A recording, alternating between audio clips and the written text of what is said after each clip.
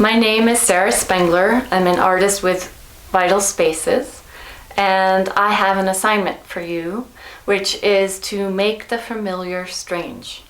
You can do this either with photography or with drawing. And I wanted to explain where this assignment comes from because it comes directly out of my own artwork. I started with photography and filmmaking and now work with all of those things, but also new media. I'm interested in antiquated optical devices like old stereoscopes with cards that you hold in front of you and can see in 3 dimensions, all the way to virtual reality and augmented reality. And I am also interested in examining our culture through the objects that we have around us.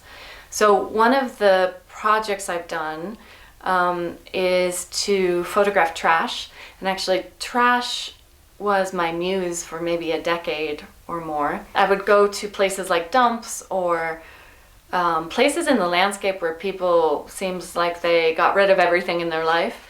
And I would look at these objects as if I was an archaeologist, examining a culture that I didn't understand, and a culture that had gone extinct. So I was looking at our society by what people threw away. And by looking at these things as an archaeologist who maybe makes mistakes and doesn't understand what the purpose of these objects are, I was able to look at the objects and notice things like their color, the texture, the shape, and look at these really ordinary, kind of boring things in new ways. And that's what I hope that this assignment allows you to do and teaches you to do, to look at ordinary things in new ways. And the purpose of that, the goal of that, and the goal of much of my art in general is to train people to find beauty in everyday life. Find beauty that's around us all the time, in our homes, in our environments. And the way to do that, I think, is to make things look strange, to think of things not for their purpose or their function, but to really focus on looking and seeing. So my goal for you, my task, my assignment, my challenge, is to make the familiar strange.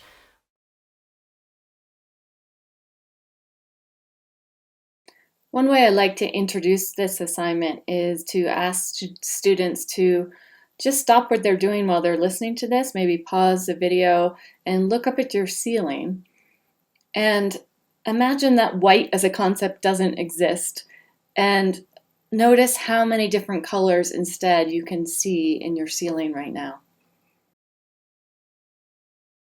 So the point of that exercise is to remind you that it doesn't matter what your subject is or what you're looking at.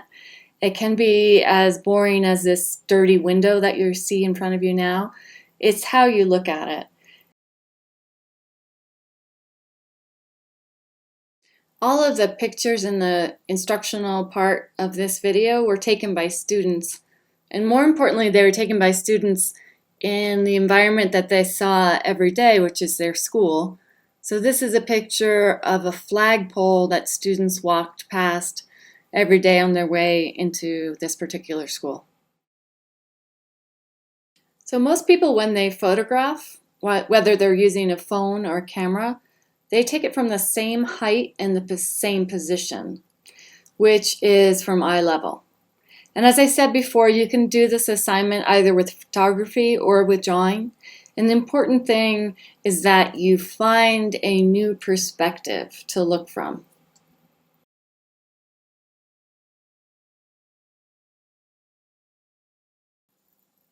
If it helps, you can imagine yourself as if you were a toddler that crawled on the ground and look at the world as they see it, or an insect, or some type of animal, a bird in a tree. But your goal is really to move around as much as possible. What I mean by moving around actually is doing so slowly. So photographing the same thing from as many different perspectives or angles as possible, but to really move slowly as you look for things to photograph. If you're using photography to do this assignment, another approach is to get as close as you can to what you're photographing while still being able to get at least a small amount of focus. In general, with photography, the closer you get to your subject, the less amount of focus you'll have in the entire image. You can also replicate this look in drawing. And the reason why it helps to make the familiar strange is that you can't always tell what the object is. And so it forces whoever's looking at the work to actually see the objects in new ways. Photography is often used to find things out in the environment that are interesting to photograph. And this is where drawing may have an advantage, because another thing that you can do for photography or drawing is to actually arrange things, to play and move and try things out in different locations. A student made this image just by playing with tissues in front of a bathroom window. The following 3 slides are written instructions for how to do this assignment. And most importantly, I want you to focus on seeing. And I'm hoping that after doing this assignment, you become more aware of your vision as you go through your daily life. I also included information about how to see more of my work on my website if you would like to do that, and directions for contacting me. So if you finish this assignment and want to share your images with me, I would love to see them. And I hope you enjoy doing this. Don't forget to have fun and play and share what you make. I'm looking forward to seeing it.